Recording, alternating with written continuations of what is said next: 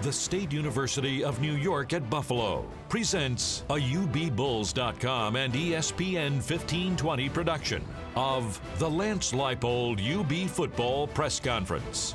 Now, here's Brad Ryder and Paul Peck. And welcome to Alumni Arena, an exciting day today for the UB Athletic Department and the football program in particular, as the brand new head coach, Lance Leipold, will be introduced at the podium behind us in just a few moments. I'm Brad Ryder, joined by Paul Peck. Paul, we expected the hire to come right around this time.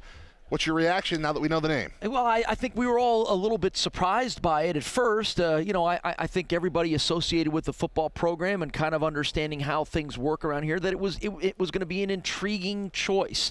But maybe that was going to be an assistant coach or an NFL guy or something. But to pull a Division III guy out was initially like, wow. But any good college football fan who knows a little bit about the sport, as soon as they figured out that Lance Leipold had been the head coach at Wisconsin-Whitewater, they go, oh, isn't that the Division III program that wins all the time? And that's exactly what you want in your head coach. All the time. Yeah. 5 national championships, in contention for another one this year. 6-time National Coach of the Year. No, it's not a household name, but most D3 coaches are not featured on ESPN's College Game Day. We're going to see that feature coming up in a few moments before we get a chance to meet with the coach, who actually did meet with the team already today, has been introduced to them, but this will be the first public introduction.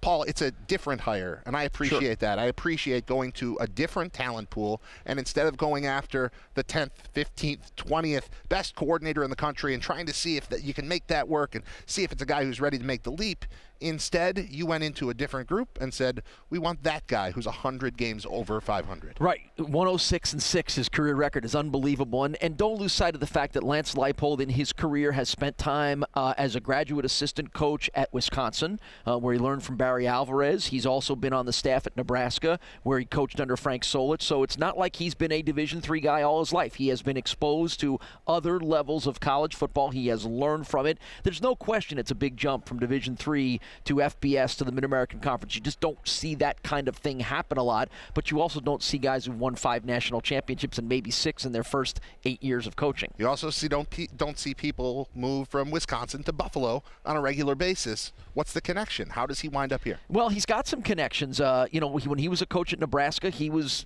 there with Turner Gill, and he and Turner Gill's kind of been a mentor for him throughout his career and helped sort of guide him into the next stages of his career. Frank Solich, I mentioned, who's the Ohio head coach. That's his Mid-American Conference connection. So he'll tap into his relationship with Frank Solich to understand what the MAC is all about. And then Bills fans may remember the name Eric Studesville. He was the running backs coach for the Bills in the mid-2000s.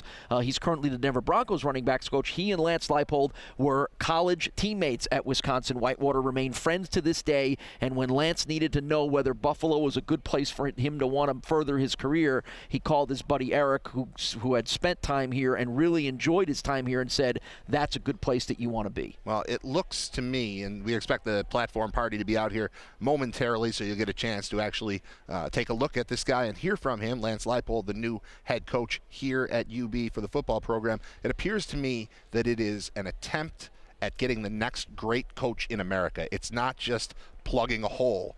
It is a big swing. It's a big it fits with the vision of what Danny White has been trying to put together here. Yeah, and I think when you saw some of the comments by some of the media people and some of the reactions, that his name was being thrown around for the Nebraska opening when Bo Pelini was fired earlier in the day, even before they knew he was coming here. And you're like, okay, this guy's very highly thought of. And as you can see, there's Danny White, the athletic director. There's Lance to his left. And we're about to get things started here, All right, Brad. so let's head over to the podium right now and hear from the assistant athletic director for communications here at UB, John Fuller. All right, good afternoon, everyone. My name is John Fuller. I'm the Assistant Athletic Director for Communications. It's an historic day here at the University of Buffalo as we introduce the 25th head football coach in school history. In a moment, UB Athletic Director Danny White will take to the podium, but before he does, I please ask everyone to direct your attention to the video board for a brief presentation. You know, we follow around the top FBS teams every week. Yeah. We've saluted twice the FCS champions from North Dakota State. But there's a team that's getting it done at an even higher level than everybody. The team that calls Perkins Stadium home. You do not swagger into Perkins Stadium and expect anything but a big L against the Warhawks and 13,500 strong. Wisconsin-Whitewater hosting rival Wisconsin-Oshkosh today, Gino. And you gotta like the Warhawks in this one. Yes, you gotta like the Warhawks every game, just about. Chris, you mentioned Alabama earlier. Their football budget, $41.5 million. Wisconsin-Whitewater, $524,000. Their players are not on scholarship. They have to buy their own football cleats, and they work out in the student rec center with their fellow students and even teachers. But they do one thing, just like the Bamas of the world, they win games. Lots and lots of games. The winningest program in college football during the last 7+ seasons isn't here, here, or here. It's here in Whitewater, Wisconsin. It's your typical Wisconsin small town, college town. Beer, brats. People work hard, play hard. It's Midwest America at its best. Mayberry to some extent. I didn't even know where Whitewater was on a map. It's not on an interstate, and there's a lot of fields, a lot of cornfields, a lot of cows, but there's a college in the middle of it. And there's a football team. And there's a football team. Who knew the real Titletown, USA wasn't in Green Bay, but 2.5 hours south in Whitewater? Lance Leipold has won 5 national championships and made a star out of a town so small it doesn't have a mayor. Yet. What happened if Lance Leipold decided to run for mayor? He might just win right now, so. Drew, time will punch, though. Don't get caught with the hands here. It's got to be boom right now, okay? Leipold played at Whitewater, was later hired at Whitewater, and has made history at Whitewater. 100 victories in just 106 games. Do the math. He has just one more career loss, 6, than national titles. When's the last time you took a shoulder ride? Never have. I would be very uncomfortable with a shoulder ride, to be honest. He'd have probably been very upset and said, what the heck are you guys doing? You know, he doesn't want the spotlight to be on him. He wants it to be on us. Like it or not, Leipold was the center of attention at this week's Booster Club meeting. We'd like to present this plaque to you, Lance. It's for your 100th career win as head football coach at the University of Wisconsin-Whitewater. So congratulations.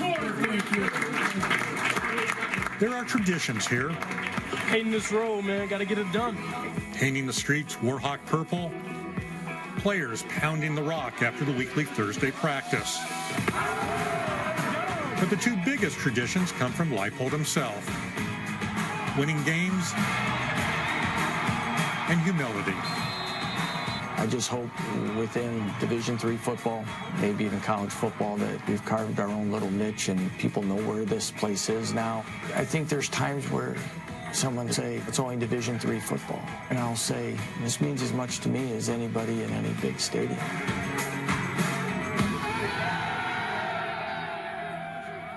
I talked to Amy Edmonds, who's the athletic director at Whitewater, and she says she sweats out every offseason, wondering if another program is going to come in there and try to hire away Leipold.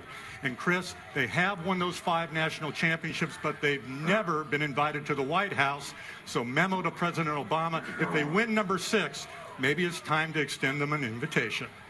Gino, what do you have to do? I'm still trying to process that.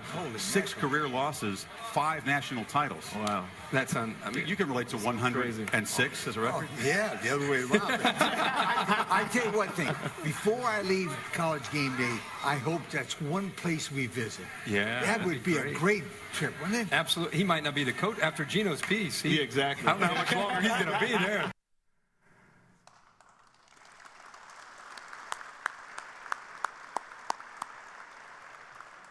We thought y'all might get a kick out of that. I think Kirk Herbstreit was right. He's not going to be there very long. We're excited to have Coach Leipold here in UB Blue. Just a few folks I would like to recognize today. First, thank you all so much for joining us. on this celebration, next chapter of our football program, and a big moment for our athletics department. First and foremost, I'd like to thank President Tripathi for giving myself, our coaches and staff, just a phenomenal opportunity to represent this world-class institution. We all have such a unique opportunity to build America's next big-time college athletics brand. It's the strength of this institution, the academic profile of this university, that gives our athletics department so much potential. And I know I can speak for all of our coaches and staff when I say how excited we all are to get the opportunity to be a part of that. I'd like to thank Jeff Quinn. He devoted so much of himself for the better part of 5 years to this university and this program. I think you have to look no further than the student athletes on our football team, the character that they exude, the students that they are in the classroom. This is a team that competes in the classroom as well as on the field. That's a testament to Coach Quinn and the work he did in building our program to the point we are. Also, I'd like to thank Alex Wood, serving in a difficult situation as an interim head coach in the middle of the season. I thought Alex and the staff rallied together and did a great job of keeping this team together and finishing the way we did. I was proud of how we finished the season in difficult circumstances, not only with the coaching change, but with the snowstorm that we're all very aware of that hit our region. And then finally, the student athletes on the football team, particularly the 2014 senior class.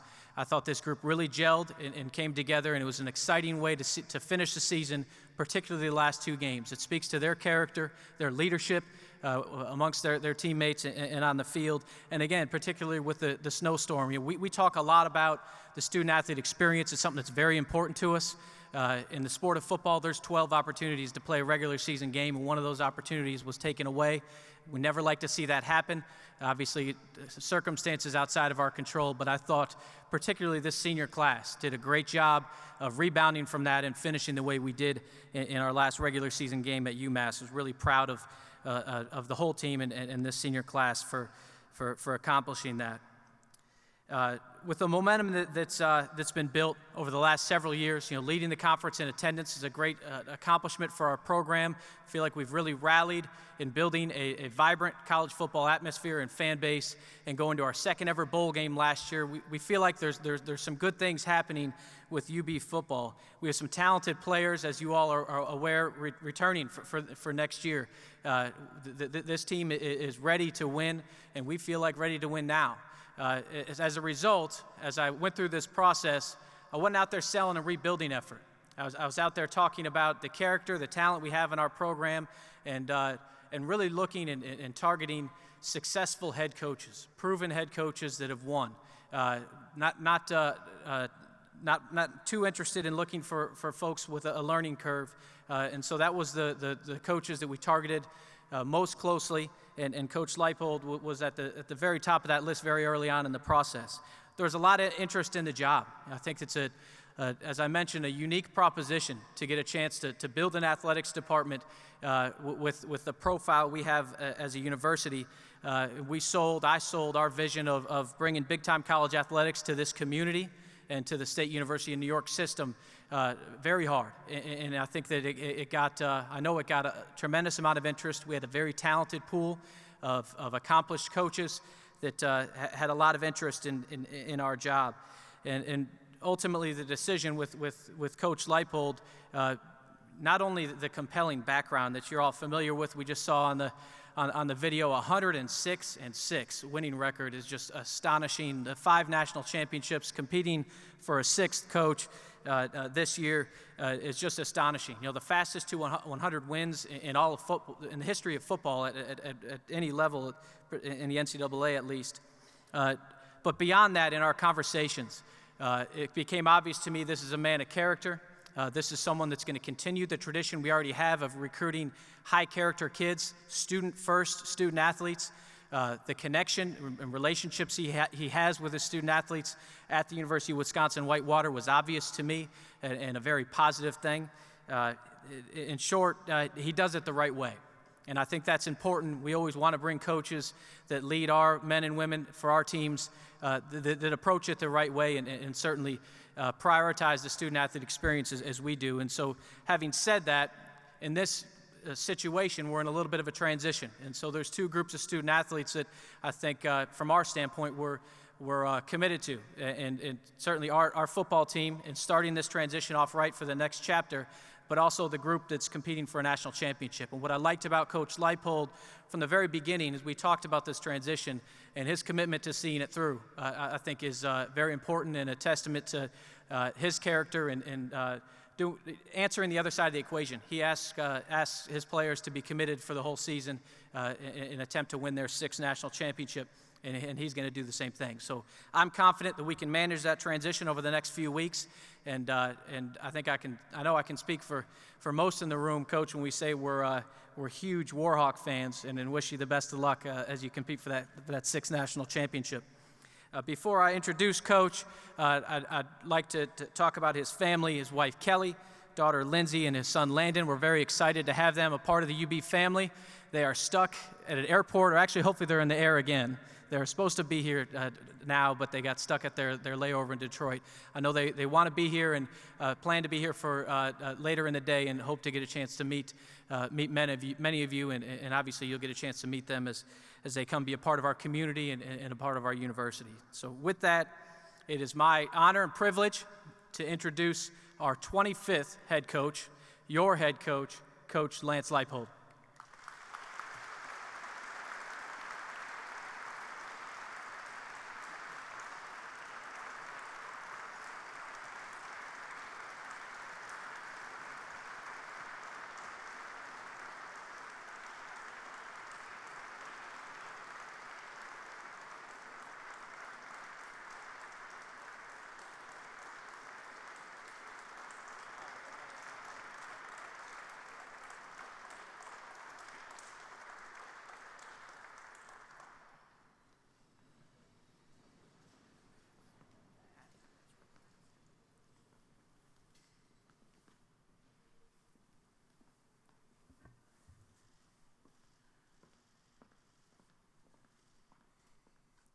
What do you think, guys?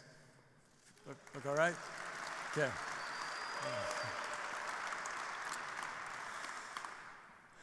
Well, thank you. Thank you very much for coming today. First of all, I'd like to thank Dr. Tripathi, Danny White, for this outstanding opportunity to be the 25th head football coach at New York's University. When I had a chance to talk with Danny the first time, the potential that he talked about, the opportunity, was so overwhelming and exciting that when the question was ever asked, what would it take for you to ever consider leaving Wisconsin-Whitewater, a place where I grew up, received 2 degrees, and essentially had gone home, I said it had to be special. It had to be special opportunity, and a special opportunity for our family. And that quickly became apparent in the very first conversation of what is here and what is coming down the road as a program, an athletic department, and as a university for the Buffalo area and the whole state of New York. And the opportunity to be part of that is something that I am extremely humbled and honored to have that opportunity to be the football coach here. Then this morning, I had a chance to meet with the team, and I see a lot of the guys here now. As I had a chance, as I talked with Danny and some of the other people this morning, I have to reiterate a thank you to Coach Quinn and the staff.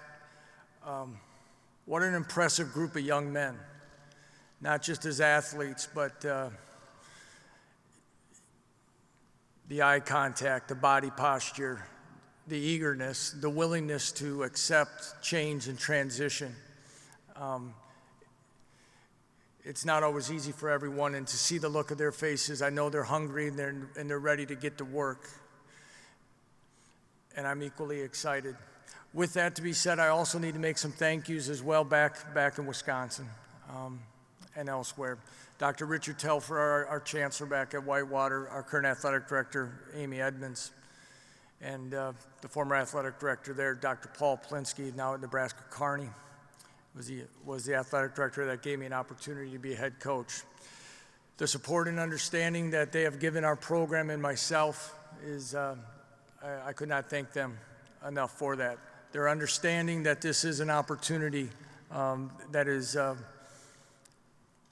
it's too good an opportunity for our family and for one individually, and to come here and take this challenge on. And they've given their blessing, which always can be a difficult thing at times, especially when your team's still playing.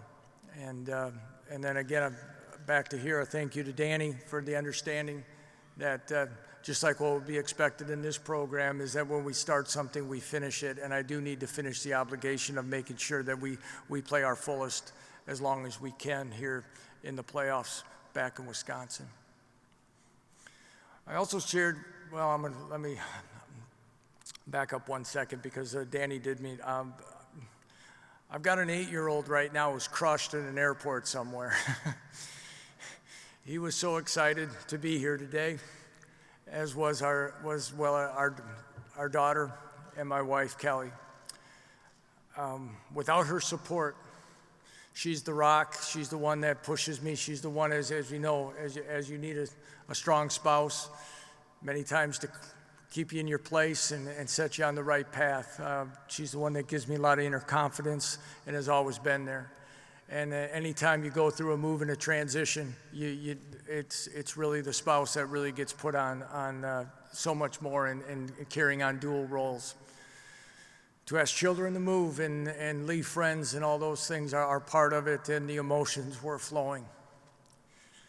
But after a couple hours and a night's sleep, the 8-year-old's already wants to meet with Mr. White, he said, and wants to talk about uniforms and helmets and all those things. So he's excited to be a Bull, and they get new colors in their wardrobe, and they could not be more excited to be part of that. I'm sorry they did not make it here, but I'm sure you'll see plenty of them.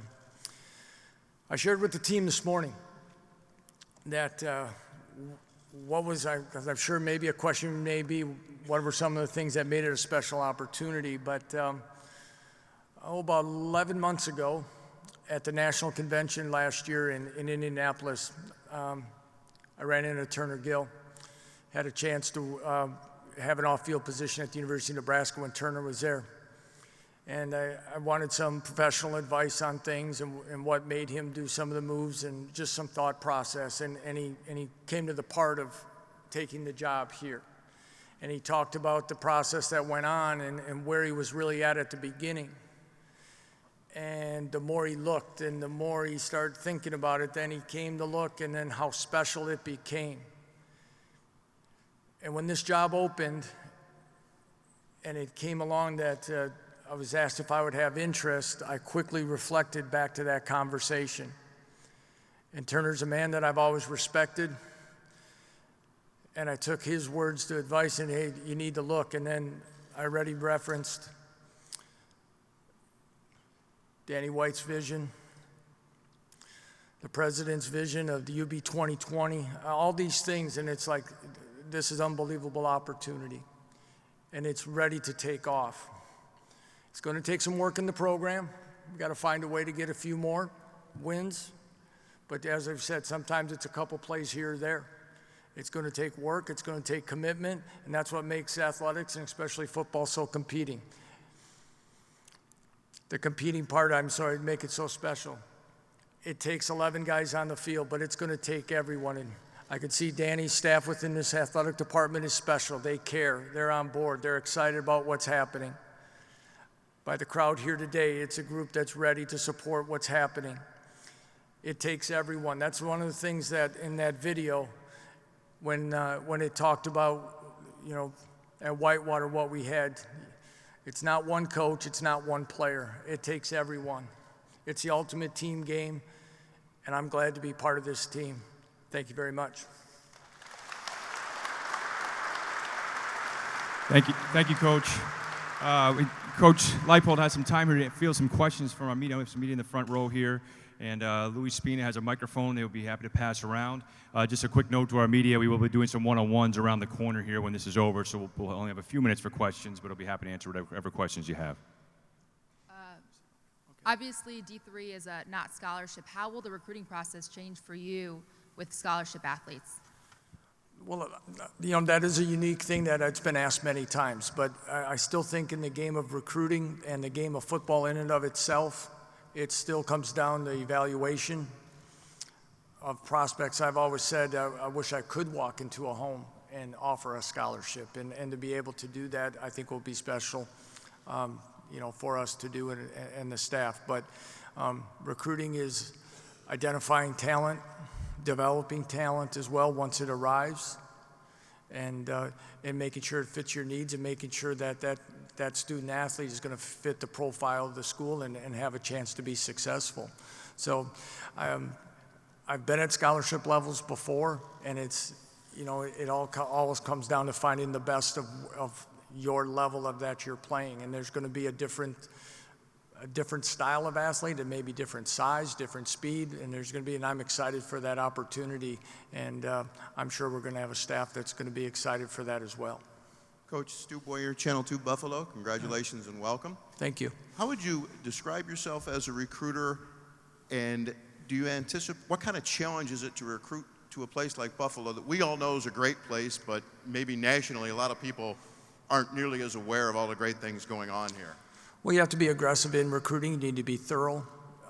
But most importantly, and once you make the evaluation, when you deal with student athletes, I think you have to talk about what the opportunities are for them on the field, off the field. This is not just a 4-year experience. This is going to be a 40-plus year experience for them. And what this university in this area can open those doors for those student athletes after they leave here or after their playing days are done. I think once they have a chance to see this, I think they'll be as excited as I am. How excited are you about all the talent coming back and a chance to work with that? Well, I had a chance to catch a couple of the weekday games, just parts of it as our preparation was ending for the evening, and I'm very excited about what's here. Again, really impressed with the way the team handled, especially the latter part of the season, once a change was made, once they went through even the canceled game, and you talk about guaranteed opportunities, as Danny alluded to, and taken away, and to see them end on such a high note to head into the off season and through a transition is very encouraging, and especially at positions where there's returning starters, I think there's a lot to be excited about. Yes, Coach, your staff, what can you say about your staff? Do you have several people that you intend to bring with you, and the current staff, will you interview any of them? Right now, we're in the process of that. Danny and I have talked about some staff opportunities. I had just this morning, after meeting with the team, I had a chance to visit with all the staff members currently here, and we will be moving quickly on making decisions on staff as we work through things. But as quickly as this turned and things are going, we haven't made any additions or any changes yet at this time. But that said, I don't know, as we walked in, I can tell, as you could say, it's a big thing, because there's a lot more unread text messages on my phone now than there was when we won national championships. So there's a lot of, so I can tell already interest will be high. I think there's, and that's exciting. But at the same time, after my discussions today, I can tell there's a lot of knowledgeable, quality people here as well. Could you talk some about your plan for this transition period? If your team is playing for the next 3 weeks, what do you envision doing here, if anything, and in recruiting? I'm sorry, could you say that beginning? I didn't quite catch the beginning, I'm sorry. For the next couple weeks, while you're still coaching in Wisconsin, what may or you plan to do here on campus or in recruiting or for this position?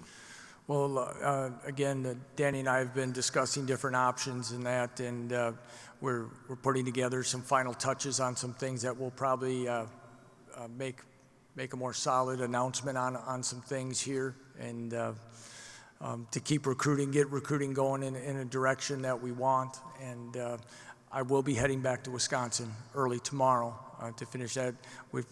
What I'm hoping to do is be back on shortly after our games and get back here for a short period of time if we continue to keep playing. Very important that we want to make sure that we are connecting with the committed players already in this year's class. Okay, that is important to me. Those players have been given that opportunity. I feel very, very strong on that we bring those players in. I've heard a lot of good things about them, and I want to make sure that we keep them as Bulls, and then we will look forward on other options to fill the rest of the class.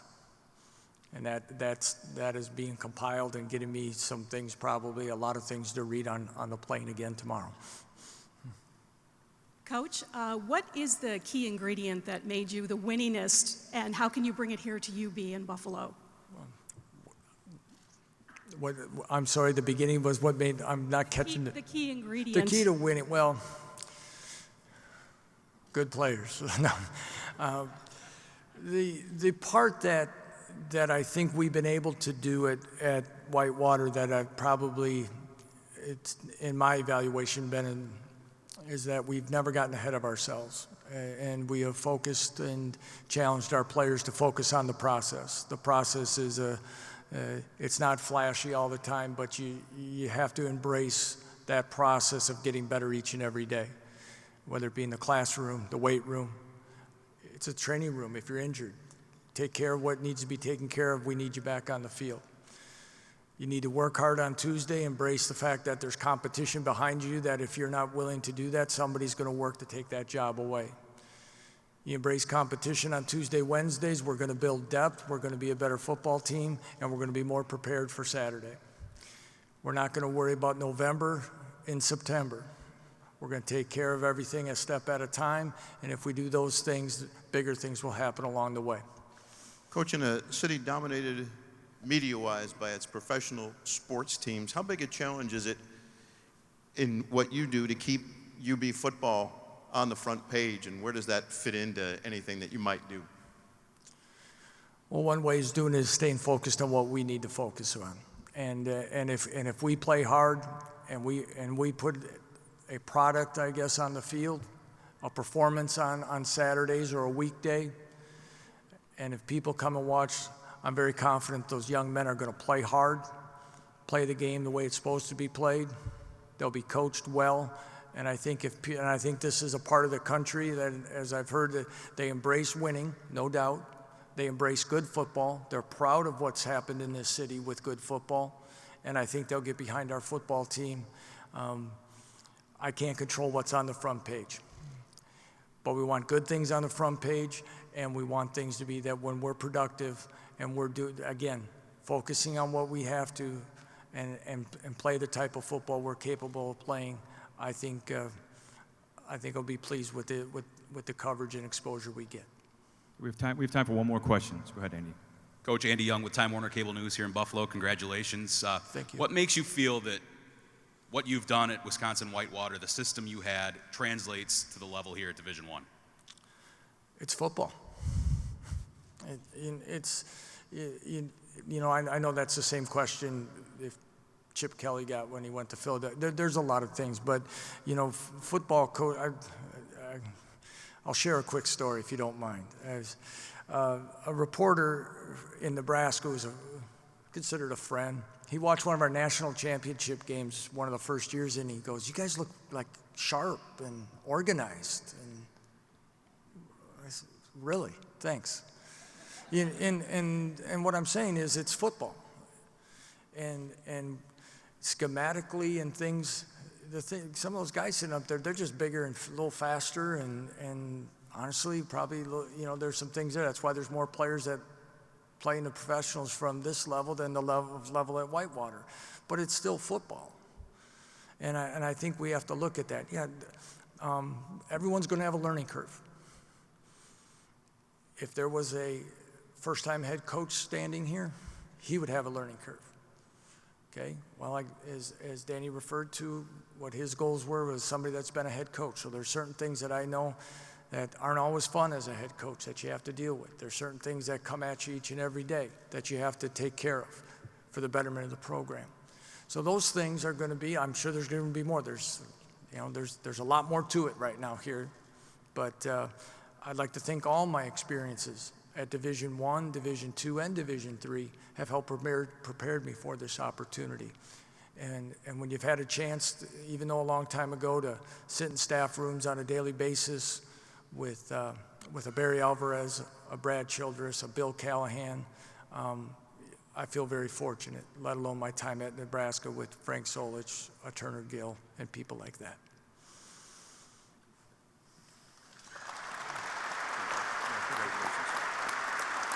Thank you again, everyone, for being here. Appreciate it.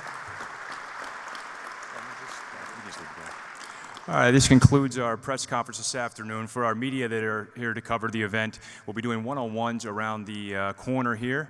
As for everyone else, thank you for coming out, and looking forward to the 2015 season. Thank you. All right, there's John Fuller, Assistant Athletic Director for Communications, and we just heard from the new football coach here at UB, Lance Leipold. You know, going in, Paul, there are a few things that I wanted to ask. I think they all were. One, all this winning that you do, how do you do that here? Recruiting is going to be a different thing at this level as opposed to Division III. And what happens with your staff? Did any of his answers to those three questions stand out to you? The first two are kind of the same answer, aren't they, Brad? How have you won as well as you've won? Well, he said it, good players. And how do you get good players? You recruit well. And I think it was the big question that we've had and a lot of the other media folks had is about the transition in recruiting from Division III to FBS in the Mid-American Conference. And honestly, I think the point that Lance made, and I agree with him, that he faces maybe more challenges in a non-scholarship setting in Whitewater, Wisconsin, than he does getting players to come to Buffalo, New York to play in the Mid-American Conference, which turns out NFL caliber players. And oh, by the way, we'll pay for your college education if you want to come here and as well, cleats. too. Yeah, and your cleats. That's right. I like the whole don't get ahead of yourself thing. And it's something that I think about a lot, having been around both the college and pro football franchises and programs in this area, how much work is done that's not on television or radio on Saturday and Sunday. How do you win? His answer is, well, this is what we do on Tuesday. This is what we do on Wednesday. We don't get ahead of ourselves. And I think that approach translates to any level, really, of anything. What can we do today to improve? And if that's the message, I think that's something that can be embraced by anyone. Speaking of messages, I was impressed by what he said about his addressing of the team earlier today. Now, keep in mind, again, all these guys on this current Bulls team were recruited by Jeff Quinn and his staff. They have allegiances to him. You and I know Jeff, and most of the fans have gotten to know Jeff's a terrific personality, and he's a guy that you kind of warm up to very quick and you want to run through a wall for. So those guys are, all the players are sort of like, okay, who's the new guy now? He didn't recruit us. We don't know him. What's this all about? But when Lance Leipold talked about the team's willingness to accept change and transition, there was a little bit of a message there that this is the world that you're all going to live in for the rest of your lives. Be ready for change. It's beyond your control, but that doesn't mean you don't have to give the amount of effort that you've always given, whether it's the previous coach or me as the coach. And I think that there was a pretty good turnout, but just by unofficial count, had to be 20, 30, 40 members of the current Bulls team that were here at this press conference. And that's a good sign. Those guys, I think, will start the process now of moving past the disappointment of a coaching change. And I think that happened in the last two games, honestly, sure. Brad, the 2 wins. But now we know our new guy, and this guy's supposed to be pretty good, and look at his record, and look what he's done, and hey, wait a minute, I might not know him, and he might not have recruited me, but he might make me better. I might reach higher heights than I did before because of this guy, and I think that's where the players are, but that's probably the biggest job that he has right now. I also think from a personality standpoint, it's a much safer transition to maintain your players, to keep them on board this time around than last time. If you signed up to play for Turner Gill and Jeff Quinn walks through the door, whoa, what just hit me? Yep. You signed up to play for Jeff Quinn, and Lance walks through the door, oh, Uncle Lance is here. It just seems like an easier move to make, and it's a little more settling, less jarring than the previous one. We saw some players leave, and I'm sure, we're going to see guys who just wanted to play for the previous coach, and, it's going to take a lot to convince them that it's okay. You're always going to have that, but it seems like an easier, smoother transition this time around. I agree. And again, we didn't get a lot of details on the staff. I would suspect there'll be some members of the current staff that will stay, and others will decide they want to go somewhere else with some allegiances that they have. And there's obviously guys that Lance Leipold has coached with throughout his career. I don't whether he's going to bring guys from the Whitewater staff or whether it's guys that he's been involved with or around in other parts of his life. But there'll be new staff members here, and I think probably the biggest immediate challenge was also addressed, which is he's potentially got 3 more weeks of coaching Wisconsin-Whitewater to another national championship, and he'll have to juggle being the Buffalo head coach and the recruiting part of that while he's still coaching another team. And I think that might show itself the most when talking about staff, because it's bad enough as you're trying to win a national championship to know that your coach is going away. But who else is coming with him? Right. I don't think you want that out there. So I'm sure conversations are going on. I'm sure a lot of thought is going into it. But I don't imagine that stuff's going to become public until Whitewater season is over. Paul, you had a chance to catch up with head coach Lance Leipold earlier today. Let's listen in and watch. Well, Lance, I want to talk a little football with you. Let's start off by your football background. We know about your coaching background, but you were a quarterback at Wisconsin-Whitewater, had a lot of success. So you're going to bring a quarterback sort of mentality to coaching, aren't you? Well, I think so. But at the same time, I tell people I wasn't a very good quarterback. And people always tell me, like, who intercepted my passes and things like that. But no, the thing about, I think what we've, in the offenses that I've been a part of, whether as a player, as a coach, is that we're going to strive for balance. And I think so much in football today is you need to keep defenses off balance the best you can with different things, whether it be with different tempos and have balance between the running and passing, and so you're not predictable and you can be in good down and distance situations. Does that same philosophy carry over to the defensive side as well? Absolutely. You have to be able to bring pressure when you need to, be multiple. It's awful tough just to line up these days with, there's so many good athletes, and this is such an excellent conference that you got to be able to show different things and not be predictable on the defensive side. You've spent your coaching career in Division III, but you've had experience in Division I at Nebraska and Wisconsin. So I'm sure you have some familiarity with the Mid-American Conference. Give me your take as an outsider, now soon to be an insider, on what the MAC is all about, what you see the competitive level, and where you see this program going in the MAC. Well, growing up in the Midwest, it's always been known as really a special conference, just based on the talent level that has been there, the players that have been produced. And I think what makes it so special also is that each and every year the conference championship can be up for grabs. So somebody that may not have had a down year the year before can quickly put themselves back in the top 1 or 2 pretty quickly. So it's so competitive. And so many coaches have left this conference to go on and do big things, but it's more about the competitive balance of the players that have been put forth in this conference. Well, 2 years ago, this Bulls team wins 8 games and goes to a bowl. This past season, certainly a little disappointing, but really only a couple of plays away from being another bowl. So as you look at the personnel and where this program is at, are there encouraging signs for you? Absolutely. Now, haven't had a lot of chance, Paul, yet to dive into that, but I had a chance to see some of the weekday games on ESPN, catch a part of some of those once this process had started. But very impressed, at the skill positions offensively. Excellent quarterback, somebody that can make a lot of plays, make things happen. That's always good. That's a good starting point when you have a returning quarterback and the ability to also have a 1,000-yard rusher returning, and there's a lot of good things, and defensively as well. There's definitely talent to work with, and as you said, the cupboard's not bare, but it's a matter of just taking the next step and finding a way to win those games, the close ones that can put you over the top. Right. And speaking of quarterbacks, you two fellow quarterbacks, you and Joe Licata have already kind of struck up a little relationship, haven't you? Well, yeah. The other night it was like the social media world, as we find out today, it really can take off. But there was a tweet that Joe put out there about split back veer. So I told him, I think it was 1989. I worked at a school where we ran it. I had to see if I could dig up the playbook, and we had a good laugh about it. I think it was a good icebreaker there. So we enjoyed it, but very excited to work with him. I don't know that split back veer is what Joe Licata does well, but you can coach anybody up, can't you? Well, and I don't think it's what I do very well either. So, but it's still all good fun, and looking forward to working with him on a daily basis. And again, welcome to Buffalo. Welcome to the university. Welcome to the Bulls world of football. We're excited to have you. I couldn't be more pleased. Thank you very much. It's very exciting. Thanks, Lance. Downright pleasant for a guy who's 100 games over 500 in his college coaching career. I expect fire in the eyes. I expect something.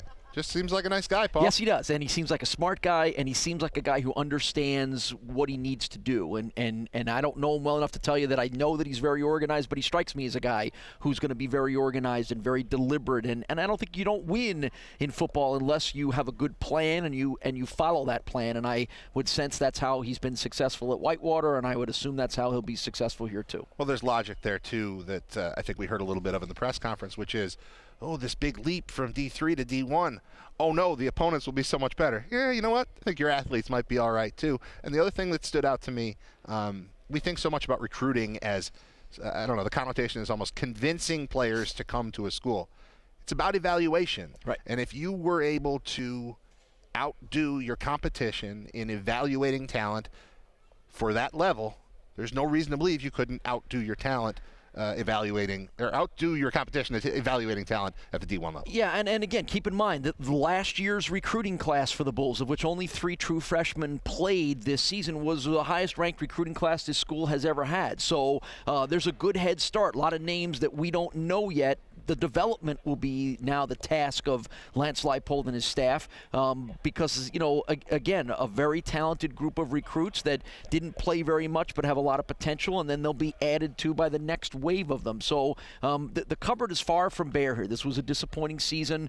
You and I could point to 2 or 3 plays during the season, and it might have been the difference in an 8 or 9 win season as opposed to a 5-win season. So by no means is the cupboard bare here. It just needs a little tweaking, a little upgrade at a few positions, replacing some guys that are going to graduate. But the Mid-American Conference is always up for grabs. It was never more so than this year, but I think Lance is in a good position now to get this program to be a very consistent winner by nature of what he can do and where the Bulls are. Well, we just heard from the new head coach for the first time. If you want to hear more from Lance Leipold, a couple different places you can do it. You can do it on the radio tonight, ESPN 1520, 6 p.m., the Bobby Hurley Show, along with Sal Capaccio. We'll hear from Lance Leipold there. And also on television, WGRZ Channel 2, Saturday at 11 a.m., the Bobby Hurley Show as well. Bobby giving up a little bit of FaceTime. That's okay. He's all right with that. He's fine. He's all right with that. And, if you really want to start marking your calendar, September 5th, 2015, the debut of Lance Leipold and the Bulls, the season opener against Albany here at UB Stadium. Spring ball, obviously, in the spring game in between then, but that's when it'll all kick off for the first time with Lance on the sidelines. All right. Well, thanks to everybody for being a part of this, for putting it on. For Paul Peck, I'm Brad Ryder, thanking you for checking out the Lance Leipold introductory press conference here at ubbulls.com and on the radio at ESPN 1520.